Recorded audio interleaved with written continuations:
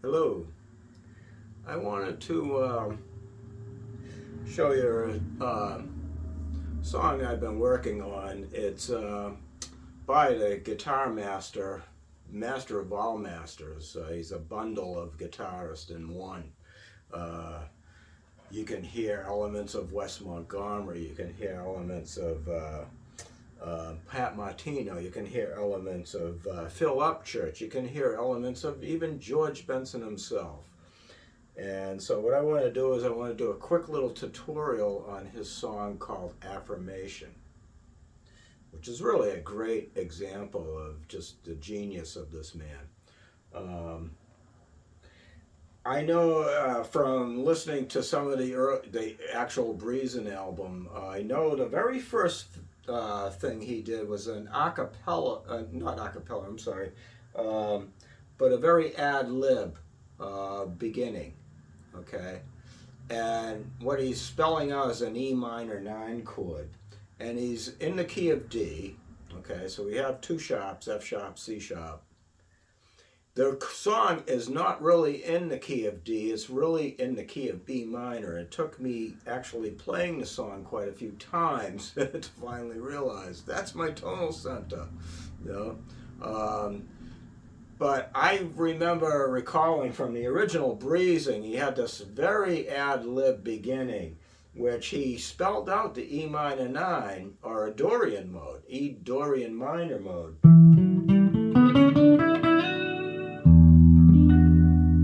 Right? Then he goes right into that E minor 9 chord.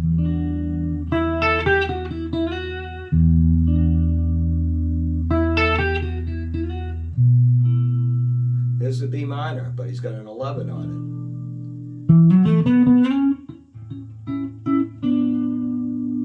All right. There's your B minor 7. All right.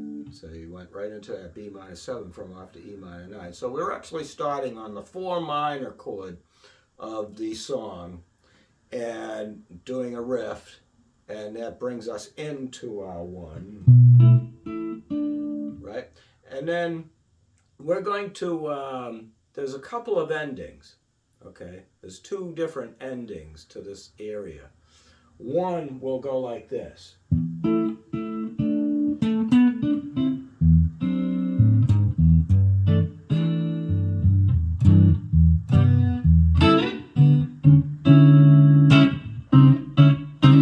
So he comes out to an E13th chord,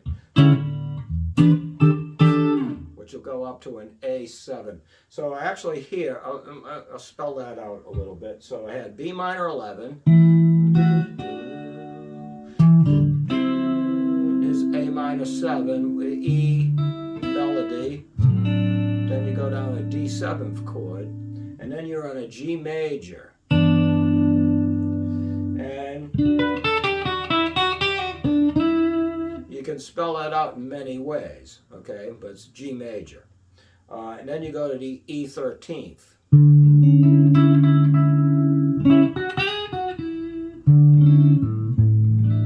Into the A7 sus4, okay? And he usually does that a little higher. Gets it up here.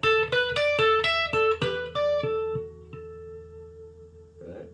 There's a lot of cool riffs. So I'm going to explain each one out a little bit, okay?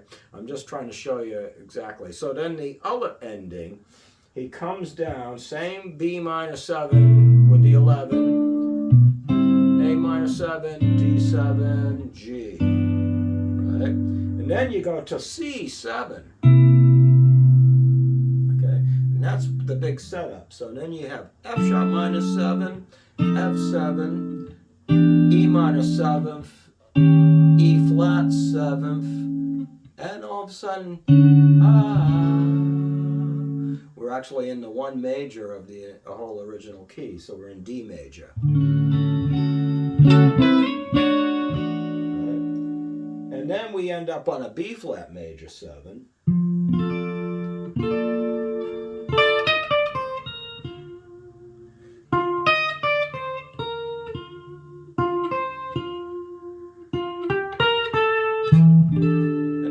Comes back out into the A7 sus4, right? And then, of course, there's that cool little ending thing, too, where we got...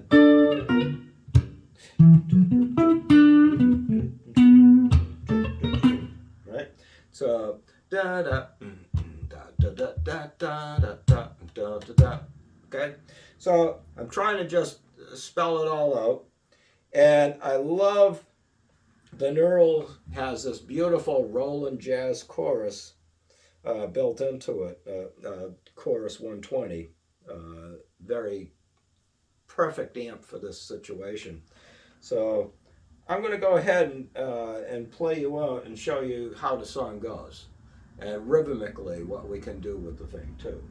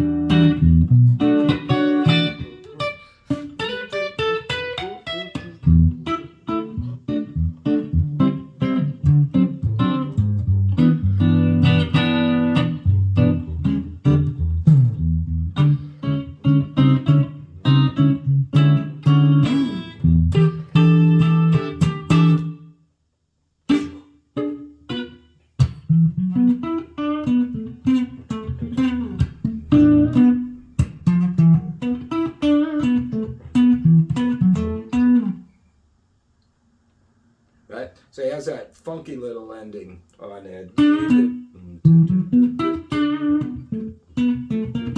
Right? And I think he does that more in octaves. Right? Right? So you can grab that. And his octaves are interesting, right? Because he throws a note in between. Right? If he's on the 4th and 2nd string, he usually throws a 5th on top. If he's on the 3rd and 1st strings, he throws a 4th. in between.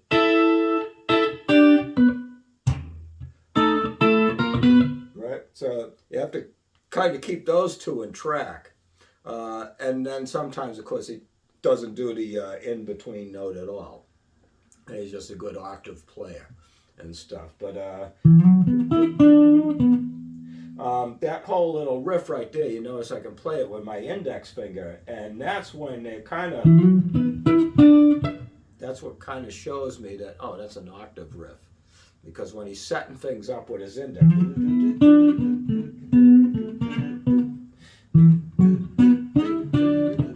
so on octave playing, keep in mind that on the 6th and 4th string, you'll have it'll be, of course, obviously a string apart, but you'll be 2 frets higher, and you'll get your octave. Same on the 5th and 3rd string, right? And then when you move over and you're doing 4th and 2nd string, then it's over a string and a third, minor third apart.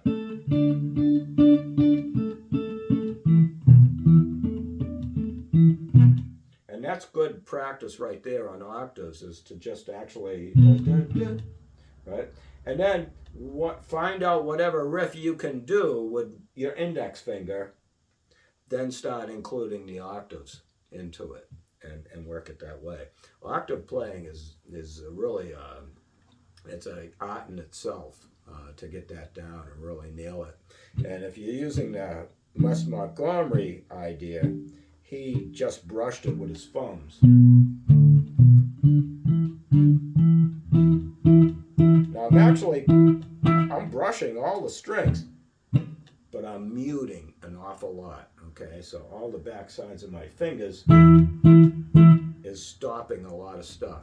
So the only thing you really hear is this and this, but you also hear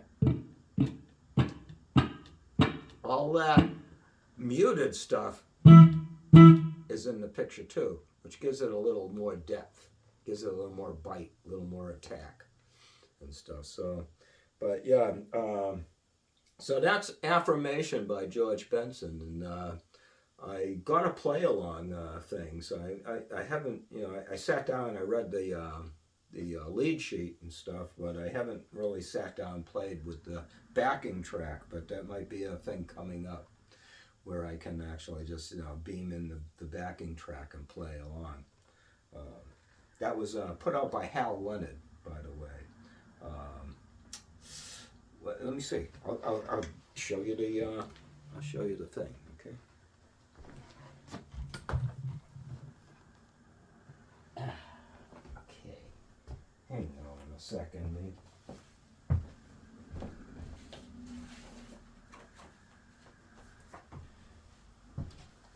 So I got it from this, which is the George Benson Play Along, Jazz Play Along by Hal Leonard.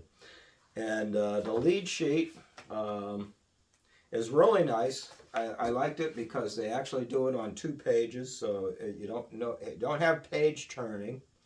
We do have many repeats, and we do have a del segno, and we do have the coda being the D da da da da da da, right? So otherwise, very well laid out. And chord forms, you do have to work out your voicings, especially, and that's what I will do. So besides this book, I will listen to the original Breeze and then really capture the voicings that George was using. But I hope this helps you on, figuring out Affirmation. It's a really great tune. So you're in the key of D major, but you're playing really B minor 7, which is the 6th minor of D. And so everything really gravitates to that. And it took me a while to understand that, yeah, that's tonal. That's B minor is the tonal center. It's not D, It's a very it's so happy. It makes you think you're in D, but you're not. So he really does a beautiful touch to minor 7ths. All right, enjoy.